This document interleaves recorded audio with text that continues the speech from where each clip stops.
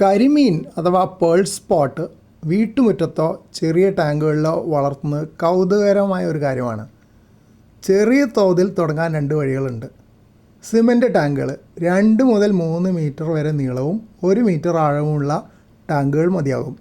ടാങ്കിൻ്റെ അടിയിൽ അല്പം മണൽ വിരിക്കുന്നത് കരിമീൻ്റെ സ്വാഭാവിക ആവാസ വ്യവസ്ഥ ഒരുക്കാൻ സഹായിക്കും. പിന്നെ മൺകുളങ്ങൾ ഉണ്ടാക്കാൻ വേണമെങ്കിൽ ചെറിയ സെൻറ്റ് സ്ഥലമുണ്ടെങ്കിൽ ടാർപോളിൻ വിരിച്ച് അല്ലാതെയോ ചെറിയ കുളങ്ങൾ ഉണ്ടാക്കാം. കരിമീൻ ചെറിയ തോതിൽ ഉപ്പുള്ള വെള്ളത്തിലും ശുദ്ധജലത്തിലും വളരും. എങ്കിലും വെള്ളത്തിൽ ഓക്സിജൻ്റെ അളവ് നിലനിർത്തേണ്ടത് പ്രധാനമാണ്. ചെറിയ ടാങ്കാണെങ്കിൽ ഒരു എയർ പമ്പ് ഏറിയേറ്റർ ഉപയോഗിക്കുന്നത് മീനുകൾക്ക് പെട്ടെന്ന് വളരാൻ സഹായിക്കും. ആഴ്ചയിൽ ഒരിക്കൽ കുറച്ച് വെള്ളം മാറ്റി പുതിയ വെള്ളം നിറയ്ക്കുന്നത് ടാങ്കിലെ അമോണിയ കുറയ്ക്കാൻ സഹായിക്കും.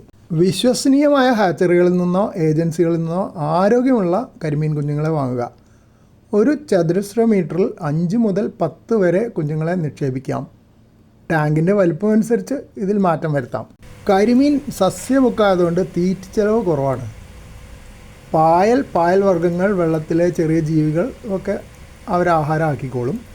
പിന്നെ കൃത്രിമ തീറ്റ വിപണികളിൽ നിന്ന് കിട്ടുന്നത് ഫ്ലോട്ടിംഗ് പെല്ലറ്റുകൾ നൽകാം.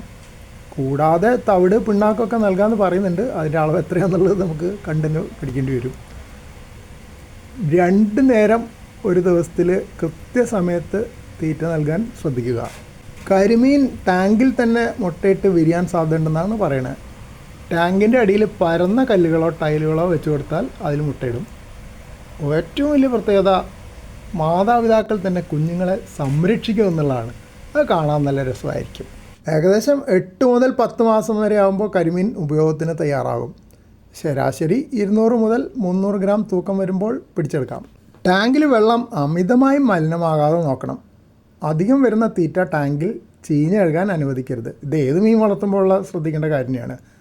പിന്നെ കഴിഞ്ഞ ദിവസം ഞാനൊരു pH നോക്കുന്ന കിറ്റ് പോസ്റ്റ് ചെയ്തിരുന്നല്ലോ.